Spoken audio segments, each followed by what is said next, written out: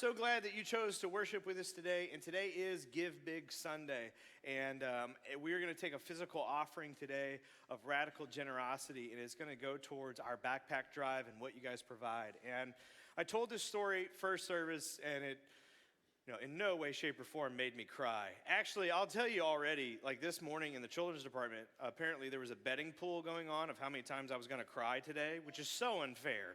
And anyway, I think Carrie Olson is winning right now. But anyway, last year we had a really cool moment, man, where a pair of grandparents brought their child, and he was nonverbal and he was handicapped.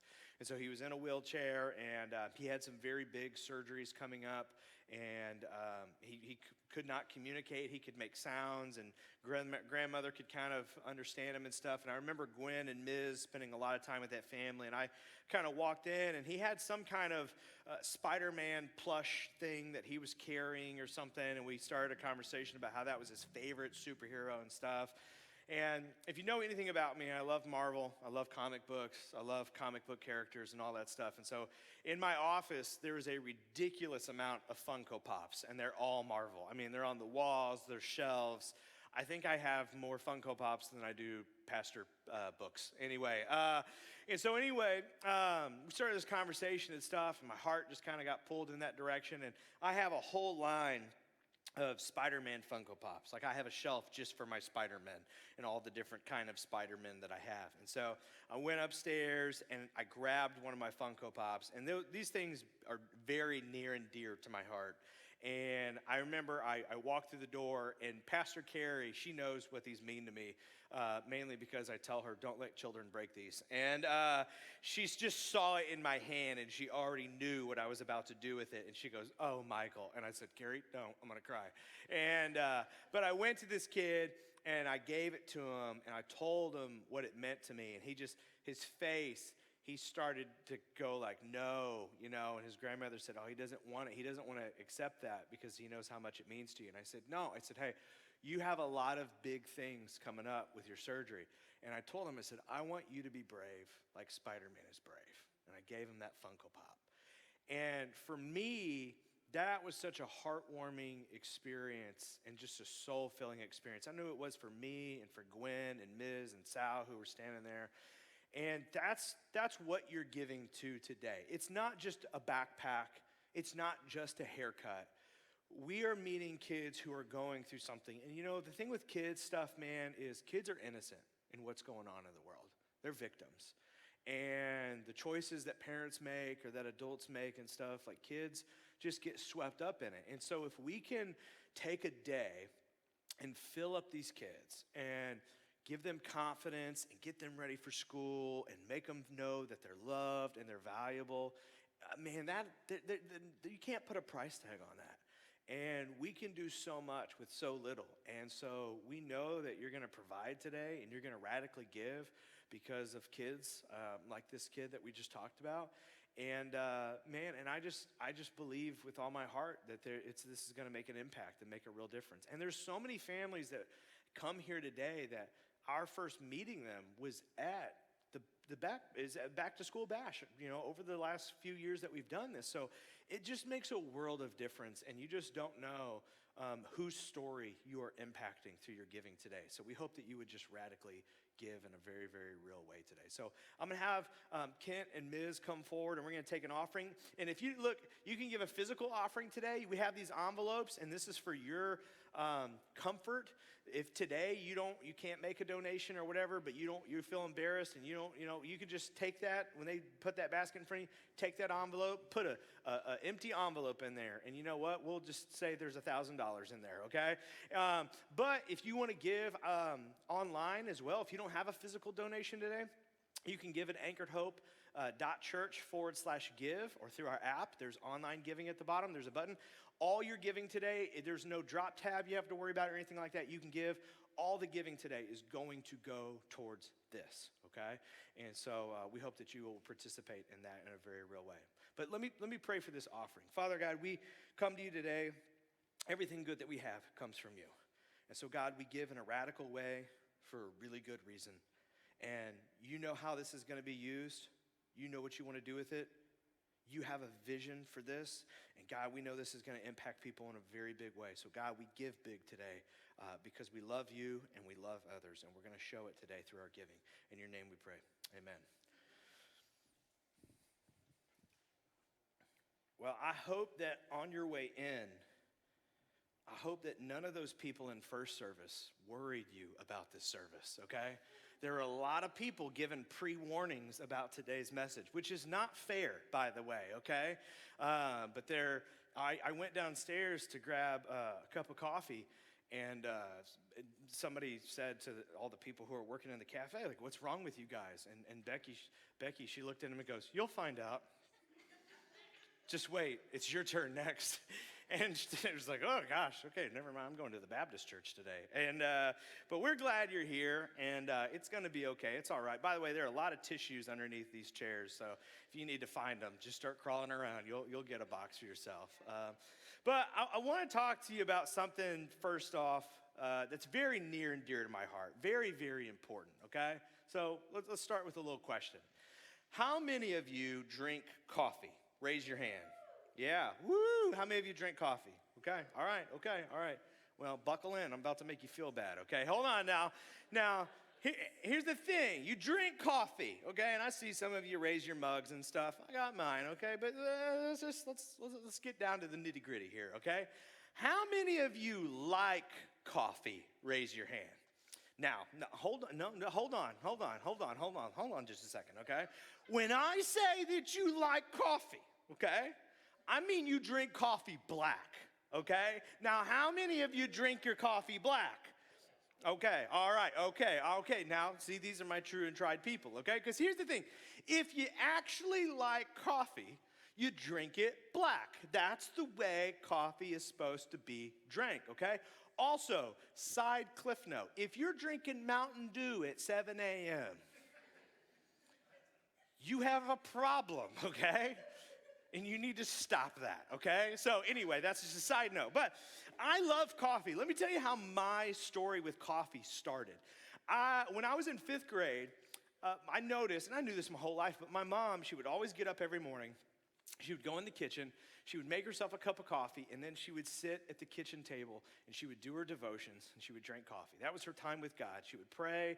She would get up, about an hour before any of us, and she would listen to worship music and stuff.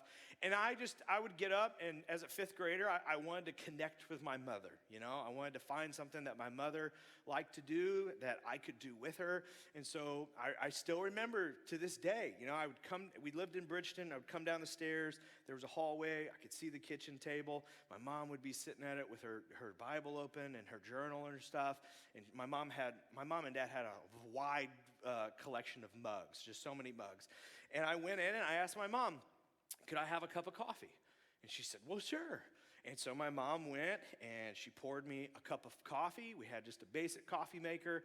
It was Folgers. And I remember she handed me this mug. It had hearts all over it and stuff. It was probably one that we had given her for Mother's Day. And I took a drink of that coffee. And it was the worst thing that I had ever tasted. I mean, it was like trash in my mouth is what it tasted like. Now, in hindsight, I know why. It's because it was Folgers, which is basically dirt in a can. But I remember the bitterness, literally just, the face that I must have made. I mean, it just showed what I just tasted and how awful it was. And so, my mom said, do you like it? And I was like, and she was like, oh, well, come here, let me doctor that up for you. And so she took it, and she went to the fridge, and she got milk. She poured some milk in it. She took her sugar. She put, 2 spoonfuls of sugar in it. She gave it to me, and it helped a little bit, It was starting to get to like that tan color, but it was still, And so she goes, she puts a little bit more milk in it, She puts, now we're at like 6 spoonfuls of sugar, So now we basically got a dessert, Now it's basically like a white is what it is. So, a little bit of coffee, ton of cream and sugar, so that's what we got. And then I was like, great, and then so I drank coffee forever, whenever I was a teenager. I discovered my Lord and Savior, Starbucks, and sorry, Lord, and I found Starbucks, and I liked Starbucks and different stuff like that. When you're a teenager, you get like foo-foo coffee, you know, you learn about the macchiatos and the lattes and the frappuccinos and stuff, which is basically an expensive milkshake. And so you learn about all of that stuff, and then you get to college. And when I was in college, I was what they referred to as poor, and so I could no longer go to Starbucks anymore. And so I started drinking black coffee and stuff. And Darren was my roommate. He didn't drink coffee, so he drank just warm water to fit in, which was another whole story. Anyway, sitting there in the mornings with Darren going, H2O. Anyway. But I'd brew black coffee, and I learned to like it, you know, and I started to learn about coffee and how it was made and all this stuff. I learned how to brew it, that there were different ways you could brew it. I learned there was more out there than Folgers, thank God. And, you know, then I started really to get into coffee and learn about coffee and learn all these different things. And then even last year, I got the privilege, Matt and Alyssa got married, and they invited us to go out to Hawaii with them and perform the wedding. And so we went to Hawaii, and if you don't know anything about Hawaii, the huge thing that grows in Hawaii is coffee and coffee beans. And it was complete accident. One time, there was a fruit that was left there. The fruit went into the soil. It grew into this plant, and that's how coffee started to grow there. And it just turned out that the soil there from the volcanoes and everything are just perfect. And the cool thing about Hawaii is it's an island. But if you go up the mountain, it turns into like a rainforest. Like there's just a constant little rain. So it's the coolest thing. So we went up the center of the island a little bit, and they had coffee plantations, and you could go in there and look at, you know, how it grows, and they walked you through it. They taught you about it. And did you know that when it comes to coffee is not a bean. It's a fruit. It's actually a pit of a cherry is what you're drinking. So they let this coffee grow, and that fruit, it takes on the flavor of the soil, and then the pit of that cherry is what they take, and then they roast that, and that is actually what that bean is. And they were talking about coffee, and you know, here's the thing with coffee is there is a bitterness to coffee. There's no doubt about it. There's a bitterness. But at the end of the bitterness is where the sweetness is. And so if you drink it, if you brew it and you drink it appropriately, there's even a proper temperature and everything for this. If you drink it, you'll taste the bitterness. But at the end is where you get the sweetness, and you can taste the notes of the soil and the roast, and you can tell the difference. And that's how you're supposed to drink coffee. But many of us, we don't allow ourselves to taste that bitterness, right? I mean, even though 3/4 of us in the world are lactose intolerant, we still disguise the bitterness with creamers and milk and sugar and all kinds of stuff. And here's the thing. When it comes to grief is very bitter. Grief is very, very bitter. And we try to mask the bitterness in all kinds of different ways. But here's what I want to talk to you about today. Coffee is bitter, and grief is bitter, but both can be bittersweet. And this morning, what I want to do is to help you find the sweetness that God has waiting for you at the end of your grief, in the middle of your grief. If you're just joining us today, we're in the middle of a series called Inside Out. And I'm really excited because for the remainder of the series, Pastor Ashley and Pastor Wes are actually going to take the teaching the next couple weeks and dive into some more emotions like envy and anxiety. And I'm very excited about what they're going to do with it. But we've been in this series, and the reason we've been talking about this is our inside emotions always end up on the outside of us. Always, what is inside of us ends up coming out, and it's exposed, and it's seen, and it has an impact. And the reason that this is important is because Jesus himself, he said that the greatest priority in life that we have is our relationship with God and our relationship with others. This is the number one thing. Love God and love others at all times. And so our emotions, they impact our ability to do that.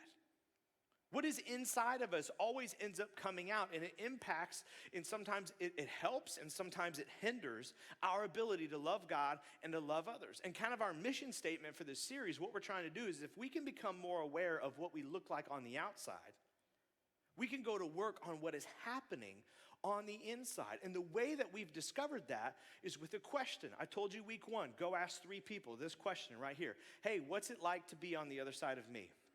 What's it like to be on the other side of me?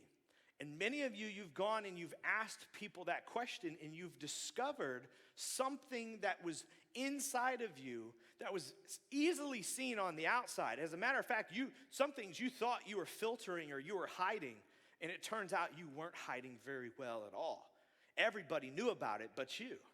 And so people have talked about that and exposed that, and so now you're going to work on the inside of you, dealing with your emotions, dealing with what's going on in your heart, because that greatly impacts your outside experience that other people have with you. And again, we're halfway through the series, and some of you, you're still holding out and you haven't asked your 3 people. And my only question to you is, why not? Why not? I know because it's scary, because you don't want to face it, because you're afraid of what they may say. But here's the thing. They already know. It's already out there. It's been out there. We all talk about it when your back is turned. The only person who isn't aware of it is you. So come on. You owe it to yourself to ask this question. Don't you want to know? Don't you think that if you knew, you would be strong enough and you would be humble enough to go to work on yourself, and that you would be a better version of yourself if you knew and you could do something about it with God's help? I believe you could, and I believe that you want that deep down inside. You just have to make the conscious effort and discipline yourself and be brave enough to do it. So ask the question if you haven't yet. But this morning I want to talk to you about grief. And here's the thing about grief. There are 2 kinds of grief. The first one is a tangible grief. Tangible grief is when it's easily seen. It's when there's a physical death. And when that physical death occurs, the things that happen next is a funeral and a body and a casket. It's easily seen, and people are able to connect the dots. It's like when that tangible grief happens, you're able to call into work and say, hey, there's been a death. I'm not going to be able to come in. And they give you what's known as bereavement. They literally tell you that you have time to go and to process your grief. They give you days. They give you a week. They give you time. And during that time, you're able to plan a service where you can stop and you can mourn and you can remember and you can tell stories, and you're able to invite people. You're able to make an announcement about that death. And then you have a service where there's a casket and there's a body and there's pictures. And people come and they line up to grieve and to mourn with you. And they see you and they see your sadness and they see your tears and they see the body, and they're able to connect the body with your tears, and they understand what is happening. And they come to you and they line up and they shake your hand and they hug you and they tell you that they love you, that they're here for you. If there's anything you need, I'm here for you. They give you meals, they give you gift cards, people do things for you, they go out of the way, they try to make your life a little bit easier, to give you the ability to process what you are experiencing. That's tangible grief. It's easily seen, easily understood. And although it's a hard experience, it's still a little bit of a norm that people allow you to experience. But there is another kind of grief. And that other kind of grief is just as real as tangible grief. And that's this: ambiguous grief. Ambiguous grief is a death that nobody sees. Ambiguous grief is a death that is rarely understood. And ambiguous grief is when there's a death, but there is no body, and there is no funeral, and there is no bereavement period. Ambiguous grief is the death of a dream. It's the death and end of a marriage. It's the end of a relationship. Ambiguous grief is those moments where you have to make the hard decision of putting a pet to sleep. Ambiguous grief is that moment where it's like somebody is dead to you, but they're not physically dead. It's those moments where the relationship changes so drastically and you are so hurt that that person is not physically dead, but you don't want to see them again. It's those moments where you get the phone call where your parents have dementia or Alzheimer's. And you know that the person that you are going to see from this point forward, they're not going to be the person that they once were. They're not going to be who you grew up with. They're not going to be the same as you remember when you were a kid or you were younger. It's like they're a different person. And it's like who they were is gone. That's ambiguous grief. And when you go through that ambiguous grief, it is just as real. But nobody gives you time to process it. Nobody gives you that bereavement period. You sit at work, or you're in the car, or you're in traffic, or you're at home, and the tears flow, and people see them, but they don't have a body or a funeral to connect it with. There's not always an announcement on Facebook, and they look at you and they see the tears, and they don't know why you're sad, and they don't know what to say.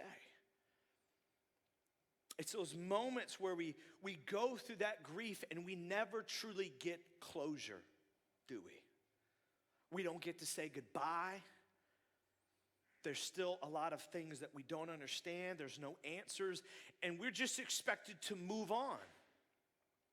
And nobody really knows what to do. And still, we hurt.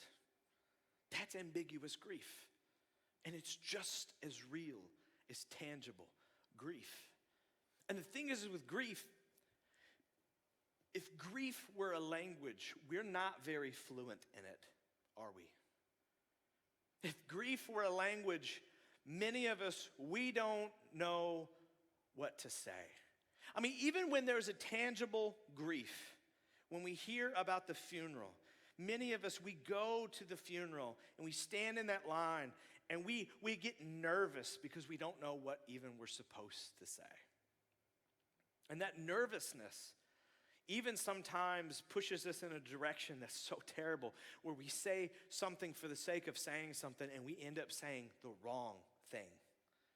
For some of us, when we see somebody go through that grief, we feel this pressure to come up with something to say or an answer to give.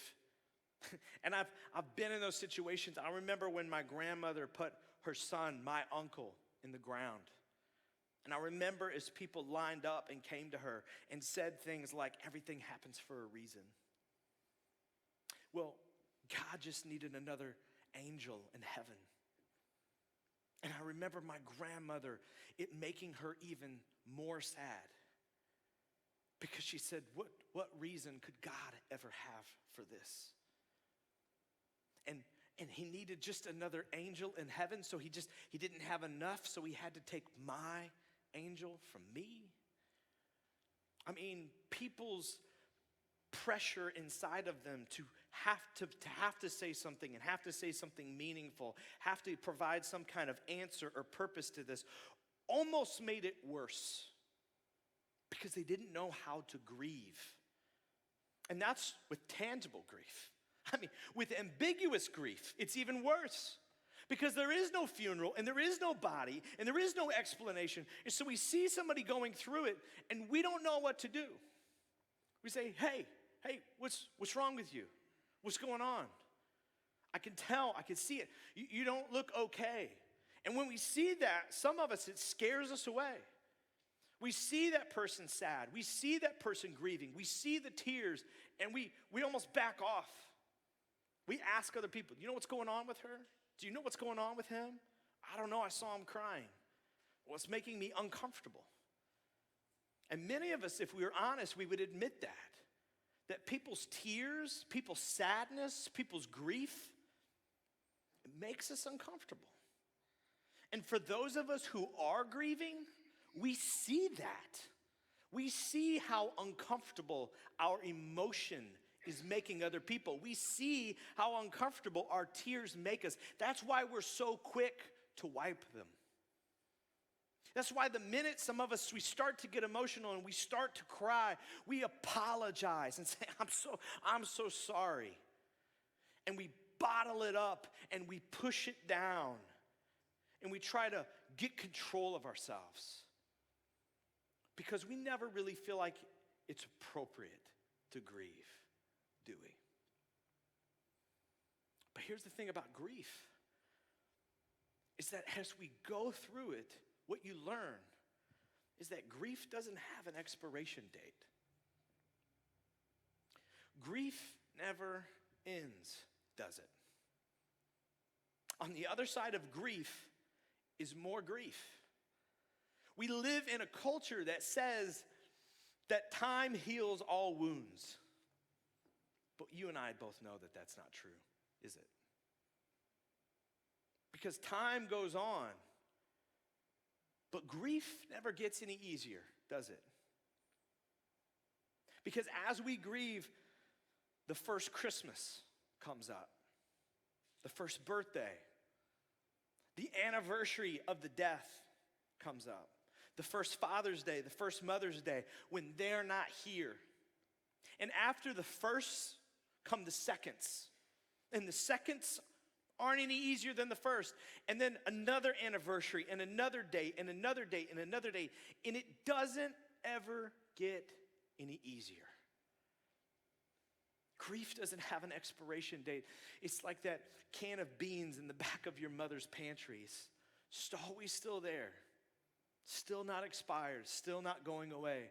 And when you think that you've reached that finish line and you feel like it's going to be okay, you learn that there's just more there waiting for you.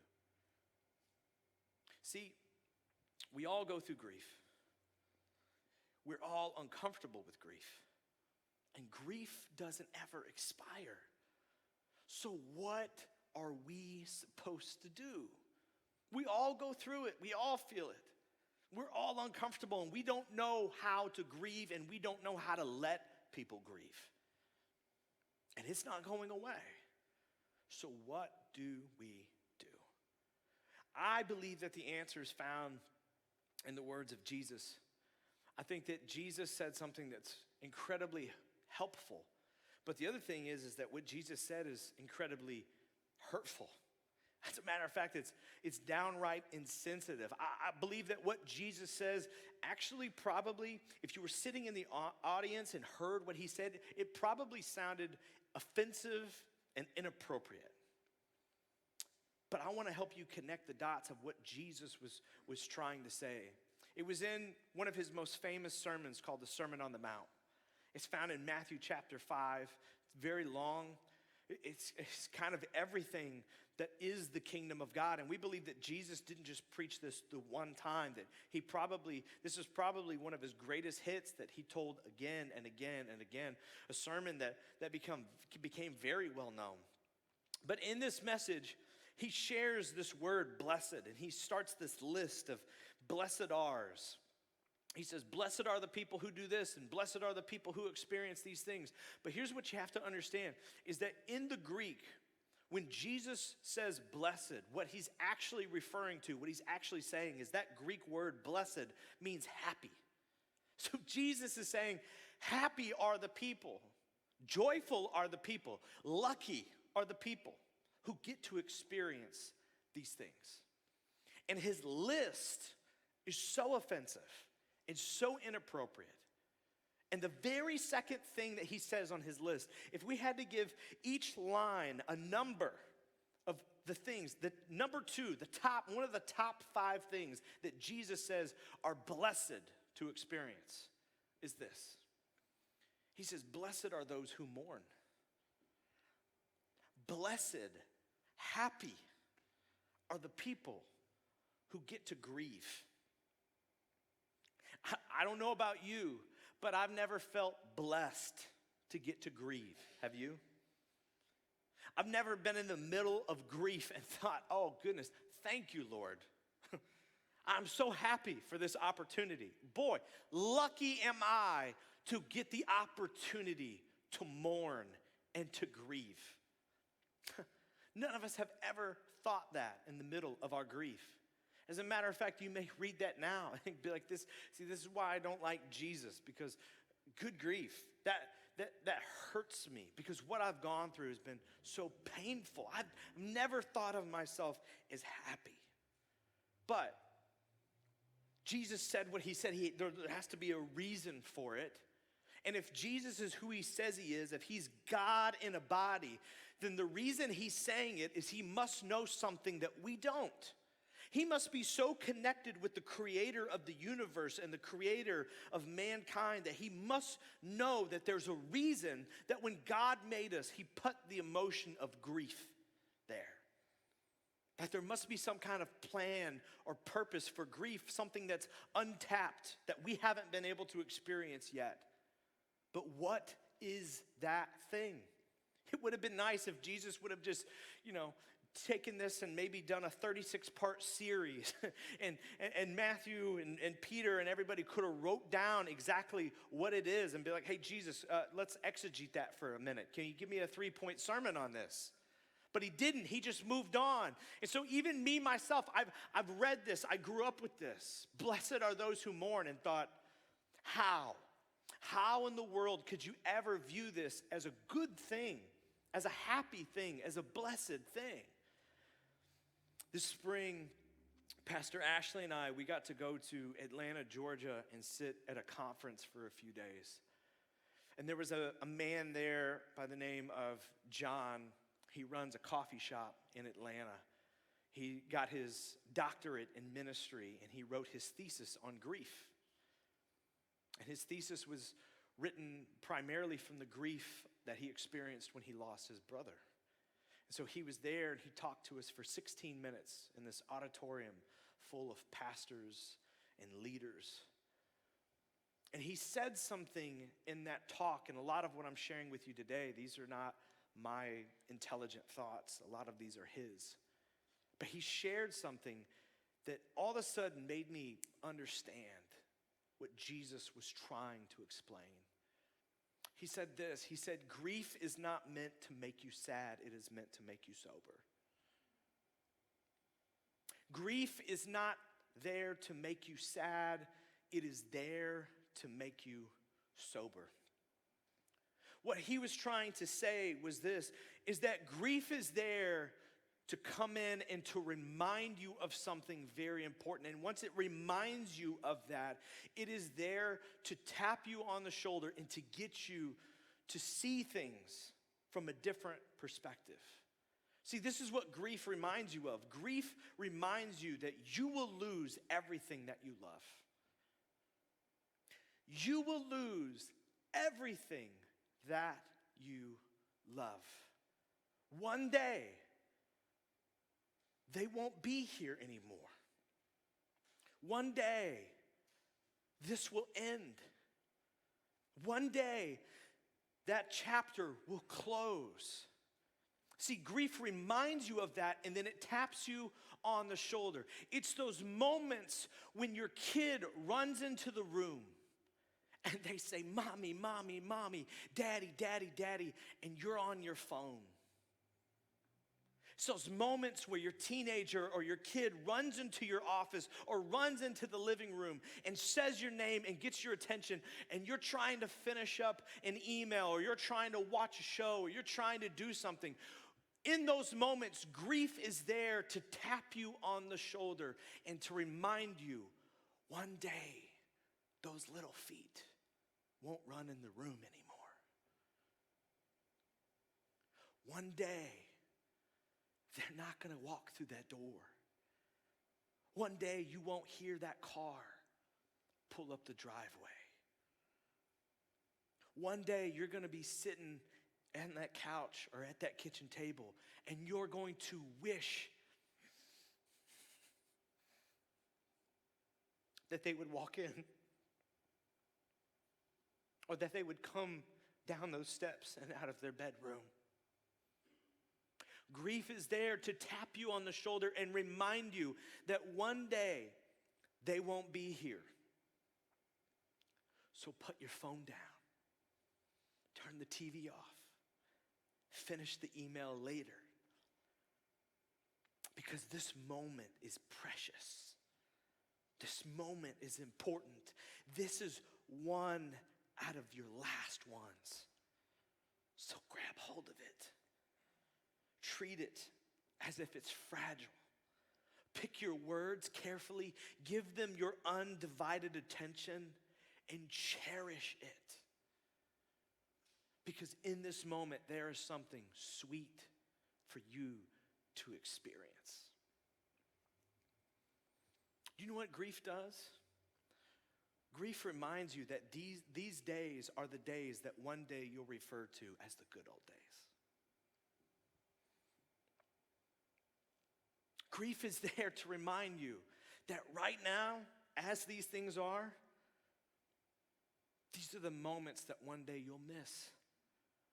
These are the people that one day you'll miss. That one day you'll say, remember when things were like this? Man, I wish we could go back to those times.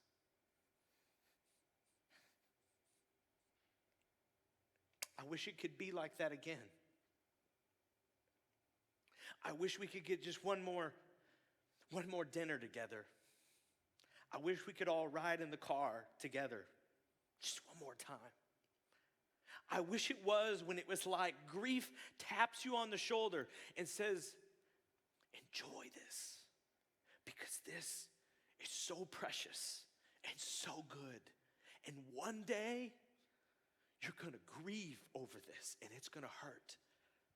So take this opportunity. See, grief is there to bring a sweetness to your life. To know that right now is so good and so precious that you need to enjoy it. And Jesus says, if you can understand that and take this opportunity, you are so blessed for it.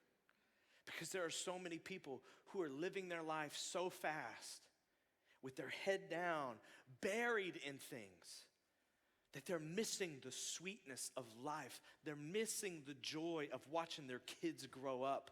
They're missing the opportunity to love and to connect and to make moments. And they don't realize that time is like sand that is flowing to one day end. Grief is there to bring that sweetness in life. But the other thing that he says is that grief is also there because it's a moment of comfort. He says, blessed are those who get to grieve, for they will be comforted. Which again, you hear that and you think, great, I get to be comforted, right? How is that a blessing? But here's the thing about grief, and this was something else that John said at this conference. He said this, tragedy doesn't ruin anyone. Hopelessness does. Tragedy doesn't ruin anyone. Do you know what ruins people? It's hopelessness. See, we think that grief, whether it's ambiguous or it's tangible, so many times when we go through it, we think to ourselves, how will I ever be okay? How will I ever be happy again? I don't see a time where I'm ever gonna be okay. I don't see a time where I'm ever gonna be able to put my life back together again. But the thing is that grief and tragedy, it does not have to be the end of us. It's not the end of your life. It's not the last day you're ever gonna be happy. You're always gonna grieve, but tragedy doesn't ruin anyone. What ruins people is when they lose hope, when they believe that there's nothing good ahead of them, that life is over, that they'll never be okay, they'll never be happy again. It's the end, it's it. Tragedy, though, doesn't have to ruin you. If you can find hope, if you can find something to hang on to, you can continue to grieve, but you can still continue to live. I think this is what David experienced and understood probably better than anybody. King David in your Old Testament, the king of Israel, he went through tragedy. He went through heartache. He went through hard times. And he writes about all of this in the Psalms. He writes poems and songs, and he writes about this. You open up your Old Testament, you see the Psalms, and you see the different poems. And he wrote this. In Psalm 23, it's very familiar to you. It's so impactful that many of us, we could even recite this. He says, "The Lord is my shepherd. I lack nothing. He makes me lie down in green pastures. He leads me beside quiet waters, and he refreshes my soul. He guides me along the right paths for his name's sake. Even though I walk through the darkest valley, I will fear no evil, for you are with me. Your rod and your staff, they comfort me." Isn't it true that we feel most alone when things are most difficult? When you are going through grief, whether it's tangible or it's ambiguous, it doesn't matter your age or your season of life, we all experience it. And when we go through it, we think, nobody understands me. Nobody could understand how I feel right now. Nobody knows what I'm going through. Nobody knows how sad I am, how hurt I am. Nobody could ever understand this. And we feel so alone in those moments. And we feel so hopeless. We feel lost. We feel confused. But somehow David was able to continue on. He had this hope. He had this optimism inside of him. And it came because he decided that although he felt alone and disconnected from people, he made the decision to lean on God and to allow God to walk him through his grief. I want to read through that psalm again. He said, "The Lord is my shepherd, I lack nothing." David came to this place where he said, even though I am grieving and I don't have answers, I do not feel alone. I feel like I have everything that I need. He makes me lie down in green pastures. He leads me beside quiet water. He refreshes my soul. David was able to come to the place where although he felt like he was running on empty, he felt renewed. He felt like he was led to these quiet waters, that although his world was so loud and falling apart, he felt like he was sitting in a peaceful place. And then he says he guides me along the right path for his name's sake. David came to the place where he goes, although I didn't choose this path, although this didn't happen for a reason, although God wasn't behind this and this is messed up and I don't want to go through this, I feel like God is leading me somewhere. I feel like God has me on the right path. I feel like although this is terrible, at the end of this, I'm going to end up in a good place. Somehow God is going to take this and he's going to use this horrible thing for my good. And even though I walk through the darkest valley, I fear no evil. Even though I'm going through the darkest time in my life, even though I'm going through the most hurt I've ever felt, I know that he is with me and I'm not afraid. And his rod and his staff, they comfort me. Somehow David was able to find a comfort and a peace in the midst of his grief. His grief was always there. It didn't expire. It didn't go away. But he was able to find what he needed to keep going and even be better for it. Let me pose a question to you that you may never have stopped and been willing to ask yourself. What if it's when life hurts the most that we find God to be the most real? What if what you are going through right now, God didn't do it? Everything happens for a reason is a bunch of BS. But it's real and it's here and you're going through it. And what if, when life hurts the most, that grief was put there to draw us closer to God? Because without this grief and without this hurt, we wouldn't have a need for a comforter, but it's here. And what if the opportunity that's here, the thing that Jesus says is a blessed opportunity. It is an opportunity for us to feel like God is the most real he's ever felt.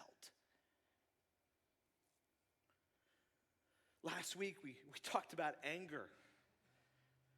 And somebody DM'd me immediately after service, and they said, I walked in angry at so many people in my life. And at the end of service, I was most angry with myself.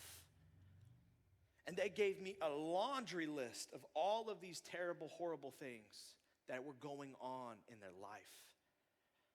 And all I could say was, hold on, lean on God. I'm praying for you. You got this, you can do this. And then the next day, I don't even know what transpired over the next 12 hours. But the next day, I get a DM. And all of these laundry list of things that had gone wrong started to get answers. Things that were lost were found. Questions that were in the clouds and nobody had answers to, all of a sudden had answers. And he just gave me a new laundry list of answers to prayer that had happened over the next 12 hours. And he said to me in a DM, I DM'd him back. I said, wow, I guess God came through. And he DM'd me back and said, I'm crying right now because right now in this moment, it feels like God heard me and that God showed up. In the midst of hurt can be an opportunity where God shows up and becomes more real than he's ever felt. But what are we to do? If there's an opportunity here at the other side of bitterness, if there's a sweetness where we can really enjoy and love life, but also be close to God and know that he's real, what do we do though as we grieve? What do we do when we watch people grieve? Here's the thing. If grief is a universal human language, then we all need to become more fluent in it. Then we, as people who watch people grieve, we need to learn how to let people grieve. We need to learn how to let people process their feelings. We need to learn the appropriate response to seeing people who are going through something heavy and hard. We need to give them sometimes just permission to feel their feelings and to tell them, you don't need to apologize for your tears. It's okay to still be sad. It's okay if you're not over it yet. Hey, when you're around me, you're allowed to feel. Maybe what we need to do with our boys is to not tell them. Just get up, wipe it off. You're fine. But maybe we need to allow even our men to feel their feelings and to not bottle it up inside. I believe that what Paul said in his church is Philippi is who we ought to be. He said, therefore, if you have any encouragement from being united with Christ, if any comfort from love, if any common sharing in the Spirit, if any tenderness and compassion, then make my joy complete. And he says, by being like-minded. Having the same love, being one in spirit and of one mind. Do nothing out of selfish ambition or vain conceit. Rather, in humility, value others above yourselves. Not looking at your own interest, but each of you to the interest of others. I believe that what we should do is that when we see people grieve, we should tell them that it's okay. That it's okay if you're not over it. That it's okay that it's still hard. That it's okay if you're upset. That people are free to experience that. See, here's the thing. If grief doesn't have an expiration date or a finish line, then the only answer is to have people in your life that don't have a finish line either. Grief is something that we all go through. And grief is something that's so difficult. But if we would allow ourselves and allow other people to grieve, then God would do something in us that would transform us on the outside. They shared a quote John did at the end of his message in Atlanta. And he said this. He said, when you walk into a community, look at the eyes and the floors. A place acquainted with the Lord is a place where tears flow freely, but the floors stay dry because everyone has a shoulder to cry on.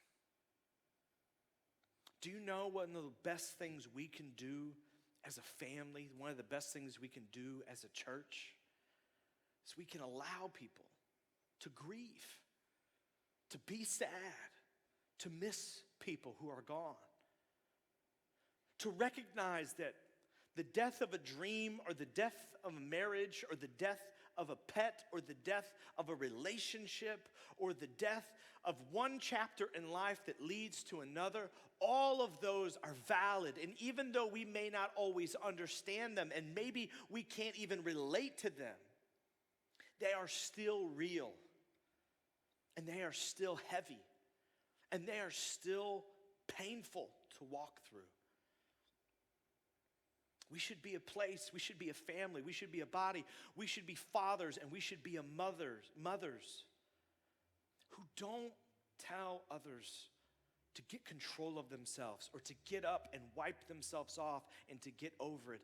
But it should be a place where the tears can flow freely and people can feel what they feel. And what we offer to them is not answers or solutions or distractions, but instead just a shoulder to cry on. That's who we should be. And so this morning, I don't know what you're going through. I know several people who have really not looked forward to this message this morning because I know you're still grieving. I know there are some of you here this morning that have fathers that you still miss. And every Father's Day, you miss your dad. I know there are people in this room who have lost mothers. And every Mother's Day and every Christmas, you still miss your mom. I know there are people in this room who have had a death of a relationship, of a marriage. I know there are those of you in this room who have had miscarriages that people don't even know about. I know that there are changes in your family where you have found the news where you found out you couldn't have kids. I know there have been news of finding out that your parents or your grandparents had Alzheimer's or dementia or cancer. I know some of you have made the difficult decision to put pets down. I know there are some of you in this room who have served our country and have lost friends in ways that none of us could ever understand. I recognize that and I see that and I know you're going through it, and I want you to know that this is a place where you are allowed to feel it. That you can grieve and you can feel it. But here's the thing, if you allow yourself to feel that and go through that, I know how bitter it feels, and I know you try to mask it and to push it down. But if you would allow yourself to feel it, at the other side of that bitterness is a sweetness. Where you can understand that right here today with the people that sit next to you, The people who are with you, one day you will lose them too. But today isn't that day. And so today is a day to grab your kid and to hug them and to tell them you love them. Today is a day to grab your friend, to grab your spouse, to give them their flowers and to be grateful for them and to tell them, hey, I don't say it enough, and I know that one day you're going to not be here and I'm not going to get the chance to tell you. So I want you to know today that I love you, that you're my friend, that you mean the world to me, that the day that you're gone, I'm going to miss you so much. That day's not here yet, so you can take this day and it can be bittersweet. And today can be that day that if you're going through grief, that God can be your comforter. That he can feel so close to you and you can feel his loving arms around you as he whispers in your ear, I am with you. Through your darkest and hardest and most hurt days, I am with you.